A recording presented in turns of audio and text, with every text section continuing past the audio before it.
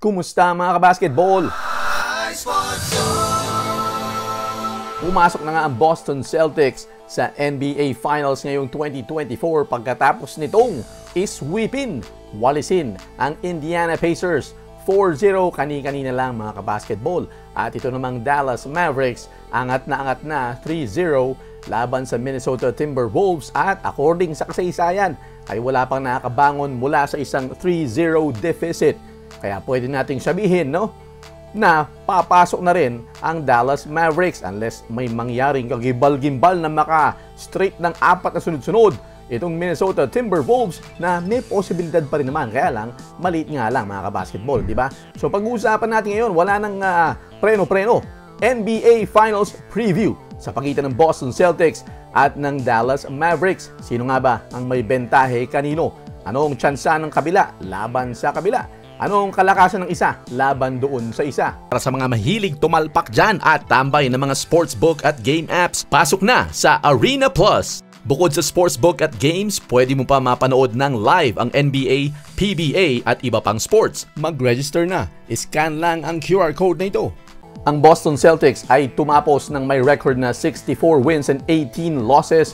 Sila ang nanguna sa buong NBA habang ang Dallas Mavericks naman mga kabasketball ay pang-5 sa Western Conference with 50 wins and 32 losses. Pero syempre, bagamat ganyan na hindi sila parehong number 1 sa kanilang mga komperensya, ay hindi naman ibig sabihin yan ay hindi na kayang manalo ng Dallas Mavericks sa Boston Celtics. Iba na ang pinag-uusapan kapag 7-game series dahil marami ng pwedeng adjustments ang gawin dyan. Hindi kagaya sa regular season na minsan-minsan lang makaharap ng isang koponan ang iba pang mga koponan. Siguro mga 3 hanggang 4 na beses silang nakakapaglaban. Importanteng in-note mga kabasketball ang championship experience dito sa matchup na ito.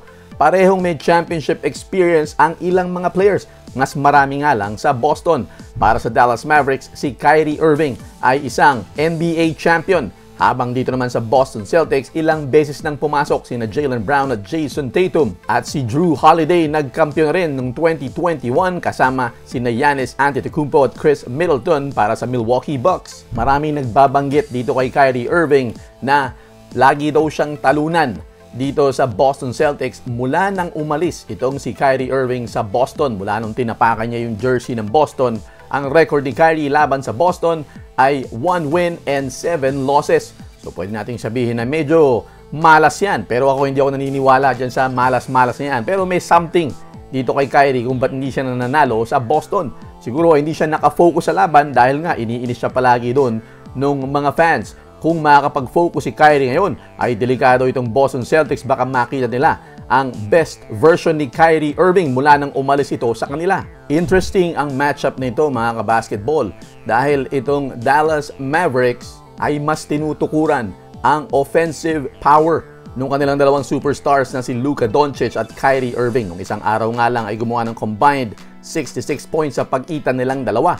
Yang dalawa na yan sa mga pick and rolls ay napakahirap pigilan. Nag-aabang na lamang ng mga gandang pasa yung kanilang mga kasamahan na kayang i-deliver niyang dalawa na yan. Sa kabila naman, ang Boston Celtics, ang ipinagmamalaki nito ay ang kanilang depensa. Mahaba at talagang mabibilis. Marami mga two-way players dito mula sa sentro hanggang sa point guard kay Jrue Holiday. Lahat yan, kahit ipag-switch mo yung mga yan sa anumang pick and roll o mga defensive matchups and switches na nagaganap sa loob ng court, ay kayang dumipensa niyan. Napaka-versatile ng mga defenders nito. Lalo na nung sumama sa kanila itong si Kristaps Porzingis. Kaya lang, kung wala si Kristaps Porzingis, yun lang ang medyo kahinaan na makikita sa defense nitong Boston Celtics. Ang opensa ng Dallas Mavericks ay mas umaasa sa pag-e-exploit ng mga mismatches sa depensa. Sa side ng Boston Celtics, pwedeng abusuhin nitong Dallas Mavericks itong si Al Horford. Kapag ito'y na-switch kay Luka o kaya kay Kyrie, medyo mahihirapan sila dyan. Pero yung iba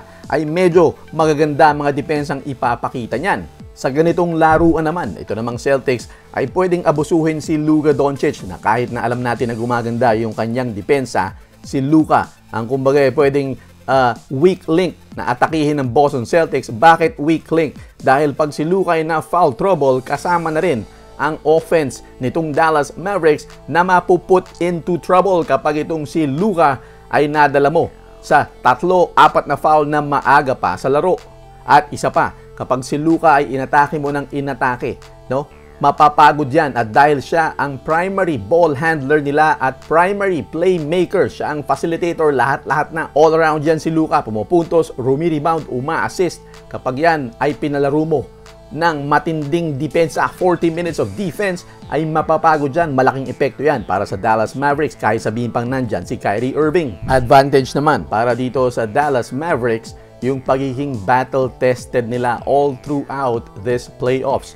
Bakit? Kasi ang Boston Celtics, lahat ng nakalaban nila ay merong isang star o stars na hindi naglalaro dahil sa injury. Sabihin na natin naswerte yan sila ron. Hindi natin sinasabing mahina ang Boston Celtics o hindi sila capable o hindi sila worthy. Kaya lang naswerte yan sila. Kumbaga, naging mas madali yung kanilang path papunta sa NBA Finals dahil nga yung kanilang mga kalaban ay hindi kumpleto. Ito namang sa Dallas Mavericks ay medyo mas nasubukan sila. Therefore, pwedeng yung experience nila na yun ay nagpatibay sa kanila at yung experience niyan, lalo na sa mga role players at rookies nila ay madadala nila patungo ng NBA Finals. Mainit-init pa. Pero kahit maraming nagsasabi na naging madali ang daan nitong Boston Celtics patungo sa NBA Finals, maraki pa rin ang kanilang eksperyensya dahil tignan nyo naman, Jason Tatum 5 beses nang pumapasok sa Eastern Conference Finals, itong si Brown 6, itong si Drew Holiday meron ng sing-sing, at si Horford, abay 1,000 NBA playoffs na yata na mga games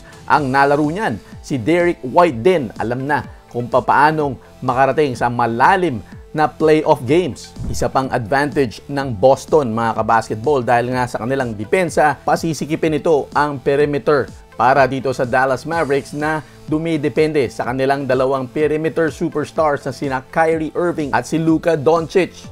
Ang tinutukoy ko, first 5 pa lang mga kabasketball, Jason Tatum, Jaylen Brown, Derek White, Drew Holiday. Puro mga halimaw sa depensa yung mga yan at kahit saan pumunta si Luka o si Kyrie meron silang makakasalubong na mga two-way players. Pero syempre sa side naman nitong Dallas Mavericks ay hindi mo naman talaga kayang pigilan ng basta-basta ang isang Luka Doncic at isang Kyrie Irving. Masusubukan yung dalawa na yan kung maitatagos sila sa halimaw na depensa ng Boston, itong Dallas Mavericks sa isang 7-game series. Mabalik tayo sa Dallas Mavericks, lagi nitong inaatake yung weakest defender ng kalaban. Hindi necessarily sa loob. Gaya ng ginagawa ni Luka Doncic kay Rudy Gobert, hinahanap niya ito sa mga switches dahil alam niya na hindi ito kayang sumabay sa kanya pagdating sa perimeter. Ni-step back niya lang o papasukan niya sa loob and vice versa naman. Pag si Kyrie Irving din ang may hawak, pwede rin niyang gawin yun sa mga bigs nitong Boston Celtics, particularly kay Al Horford. Pero ito nga hindi pa natin nakikita masyado, itong si Kristaps Porzingis. Kapag ito'y nagbalik pero hindi natin alam kung anong kondisyon niya, kung anong klaseng depensa ang ipapakita niya galing sa mahabang pahinga. Yan ang medyo matindi-tinding nakaka-curious talagang makita dahil kapag itong si Kristaps Porzingis ay kahit lumaro lang ito ng magandang depensa, ay lamang na lamang itong Boston Celtics pagdating sa aspeto na yan. Kaya isa lang ang masasabi natin mga kabasketball dito sa matchup na ito, it's offense versus defense. Lamang Boston sa defense, offense naman ang fantastic dynamic duo ni na Kyrie Irving at Luka Doncic. Sa kabila naman, ang hahaba nitong sina Jason Tatum at Jaylen Brown, kasama pa ang kanilang mga malulupit na defender na perimeter players gaya ni Drew Holiday at itong si Derek White kasama na ni Kristaps Porzingis sa loob. Napaka-interesting talaga nito mga kabasketball. Pero kayo, sino nakikita nyo na mananalo dito sa salpuang ito sa NBA Finals? Pag-usapan na yan sa comment section. Sa mga mahilig tumalpak dyan, pasok na sa Arena Plus. Lahat ng paborito mong sports nandito sa Arena Plus. Para mag-register, iscan lang ang QR code. At may bonus na 850 pesos para sa first-time users. Pwede mong ilaro sa sports o iba't ibang klaseng games sa loob ng Arena Plus. At ang maganda dyan ay pwede kang makapanood ng paborito mong sports kasama ang NBA at PBA sa loob ng app basta meron ka lang account. Kaya pasok na sa Arena Plus, iscan lang ang QR code.